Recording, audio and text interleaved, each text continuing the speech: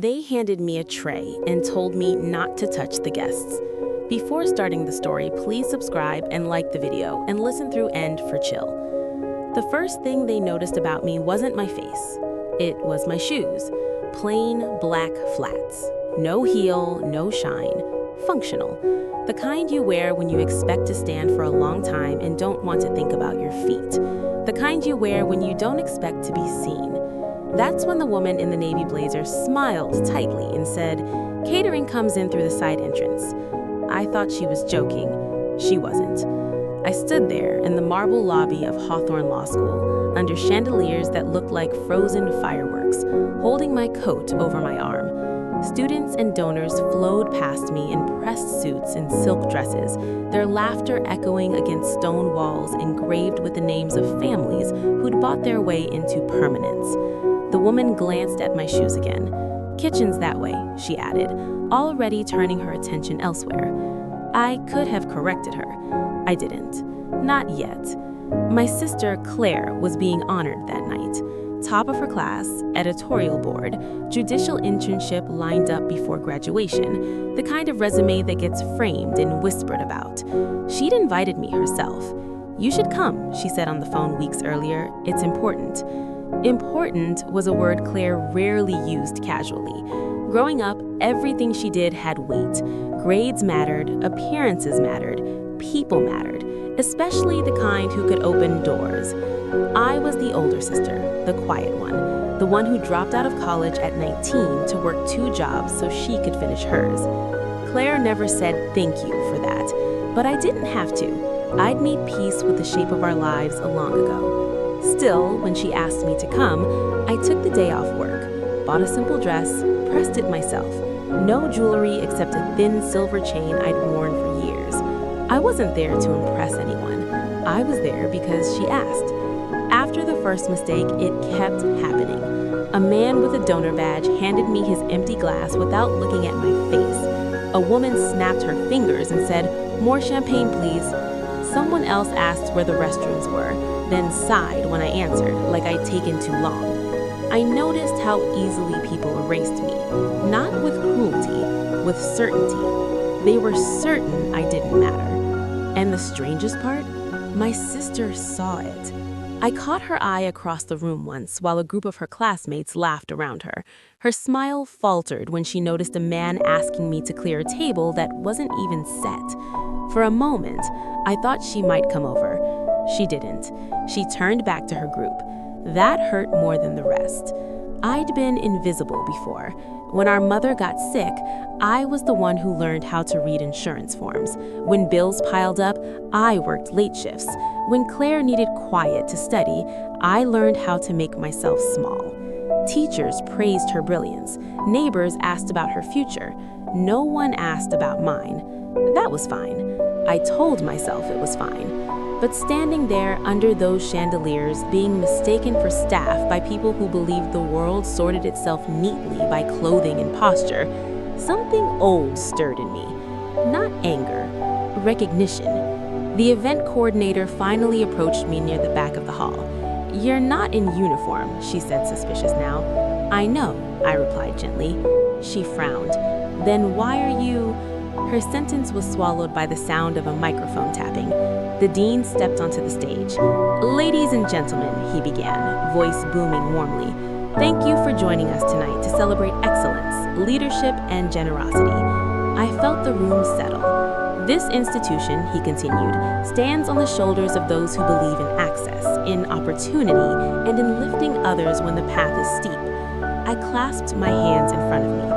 Claire's name was mentioned first. Applause, loud, crowd. She stood, smiled, waved. I clapped too. Then the dean paused.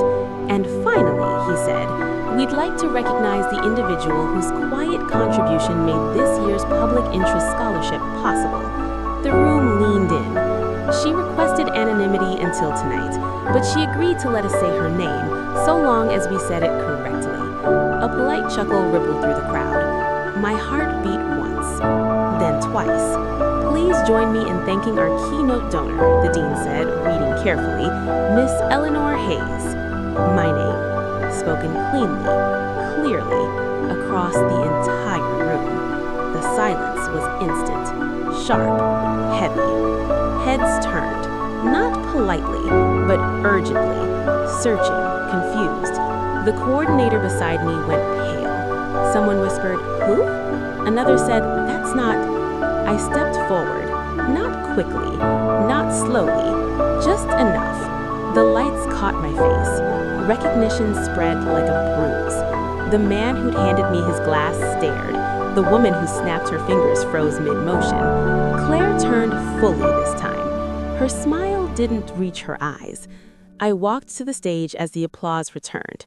Uneven at first, then louder, driven by confusion and embarrassments rather than joy. I didn't look at anyone until I reached the podium. I hadn't planned to speak, but the dean handed me the microphone.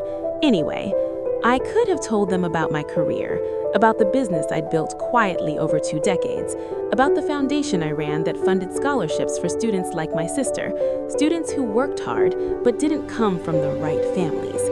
I could have corrected every assumption. Instead, I said this: "Thank you for having me." Pause. I've spent most of my life in rooms like this, without being seen. A murmur rippled. I don't say that as an accusation, only as a fact. I glanced once at Claire. She was crying now. I believe in this school.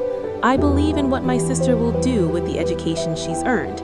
And I believe that dignity shouldn't depend on whether someone thinks you belong. Silence again. I hope, I finished, that tonight helps us remember that. I handed the microphone back and walked away. People stopped me constantly after. Apologies, awkward laughter, overcompensation. They said, "I had no idea." They said, "I feel terrible." I smiled politely, because here's the truth. They would do it again, just not to me. Claire found me near the exit. "I didn't know," she whispered. I met her eyes. "You did," I said quietly. "You just hoped it wouldn't matter." She flinched. "I'm proud of you," she said. "I know," I nodded. I left early. Outside, the night air was cool and clean. The city hummed the way it always had, indifferent, alive. My phone buzzed once. A message from Claire. "Thank you for everything." I didn't reply, because some truths don't need acknowledgement. They just need to be seen. And tonight, for the first time in a very long while, I was. I didn't reply to Claire's message. I put the phone face down on the passenger seat and sat there for a moment with the engine off, listening to the ticking sound cars make when they're cooling, metal contracting, heat letting go. It sounded like something ending properly. I drove home through streets that didn't know my name and didn't care to know it. That felt right. The next morning, the school released photos from the event. Claire standing under bright lights, her smile perfected, the dean shaking my hand, a caption about generosity and legacy.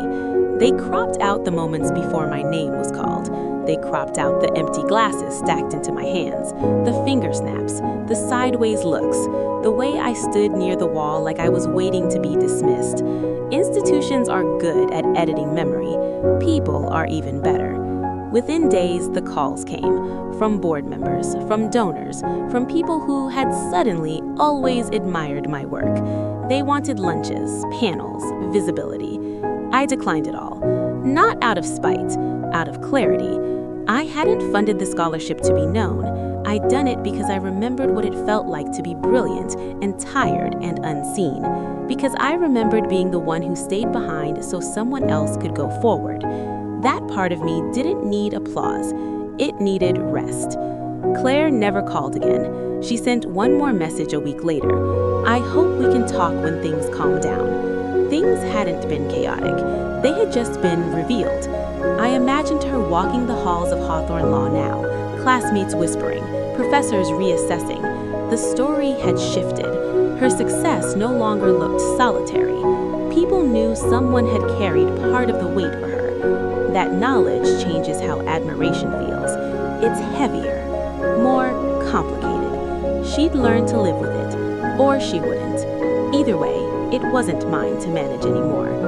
What no one mentioned, what never made it into speeches or captions, was the line item in the scholarship agreement, the clause I'd insisted on. Recipients must complete a minimum of 2 years in public interest or legal aid work. No exceptions, no buyouts, no prestige loopholes. Claire knew about it. She'd read the contract carefully, her jaw tightening slightly at that section. "You didn't tell me," she said. "I didn't have to," I replied. She didn't argue. She just nodded once. Weeks later, I replayed the evening in my head with not bitterness, but with precision. The way people had moved around me, the confidence with which they'd placed me below them, how natural it felt to them. That night hadn't changed anything. It had clarified it. They hadn't mistaken me for staff. They'd recognized something familiar, labor without recognition, support without spotlight. The kind of person society depends on, but doesn't name unless it has to. I had been that person for most of my life. By choice, by love, by necessity. Months later, I received a formal letter from the law school, printed, heavy paper. A plaque would be installed, my name etched into stone. I folded the letter and placed it in a drawer I rarely opened. Stone lasts, so does silence, but only one of those tells the whole story. That night at the gala wasn't about humiliation or triumph, it was about timing. They didn't hear my name until they were required to, and once they did, nothing else about me needed explaining. I didn't hang the plaque. When it arrived, polished, heavy, my name carved deep enough to last longer than most memories, I leaned it against the wall of my study and left it there. Not hidden, just not centered. I wanted it in my line of sight, not as a trophy, but as a reminder of something quieter and more durable than recognition. The morning after the plaque arrived, I went back to my routine. Coffee before sunrise, emails answered before most people woke, a walk through the neighborhood where no one knew my resume, only my wave. And that was the point. Motivation, I learned, doesn't come from being seen. It comes from deciding who you are, even when no one is watching. For years, I had moved through life thinking sacrifice meant disappearance, that to lift someone else, I had to stay low. That night proved something else. You can stand fully in yourself without stepping on anyone and still change the room. I started mentoring again, not publicly, not through panels or polished programs, just conversations, coffee shops, folding chairs in community centers, young women, first-generation students, people who were brilliant but tired in the same way I once was. They asked how to get noticed. I told them the truth. Build something so solid that recognition becomes optional. I watched their faces shift when they realized success didn't have to look like a stage, that power didn't always announce itself, that dignity could be chosen daily, not awarded. That realization lit something in them. It reminded me why I'd started in the first place. What happened at my sister's law school wasn't a victory, it was a mirror. It showed me that I had outgrown the role I'd been playing, not because it was small, but because I no longer needed it to define me. Being mistaken for staff hadn't diminished me. Being called by my name hadn't completed me. The motivation came from somewhere else entirely, from knowing my value long before anyone else said it out loud. I expanded the scholarship quietly. 1 student became 5. 5 became 12. No gala, no stage, no applause. Just letters months later saying things like, I stayed when I wanted to quit. I represented someone who had no one. I remembered your words when it got hard. That was enough. More than enough. Sometimes when I think back to that night, the chandeliers, the silence, the way my name changed the air, I don't feel pride. I I feel peace. Because the real power wasn't in the moment they finally saw me, it was in the years I kept going when they didn't. And that's the part I carry forward.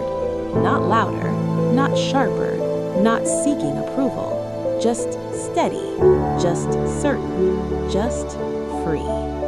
For the first time in my life, I began choosing without explaining. I chose which calls to return, which rooms to enter, which expectations to quietly set down. There is a particular strength that comes when you stop auditioning for roles you never asked to play. I felt it in small, daily decisions, saying no without apology, resting without guilt, letting silence stand where I once would have filled it with effort. That wasn't retreat, that was alignment. Months passed before Claire called, not texted, called. Her voice was steadier than I expected. I'm working at a legal aid clinic now, downtown. Long hours, low pay. I smiled, alone in my kitchen. That clause you added, she said. I used to think it was punishment. And now? I asked. A pause. Now I think it was direction. We didn't rehash the gala. We didn't apologize in the ways people do when they want absolution instead of understanding. We talked about clients, about burnout, about the kind of law that doesn't make headlines but changes lives one quiet case at a time. When we hung up, I realized something had shifted, not between us, but within her, and that mattered more.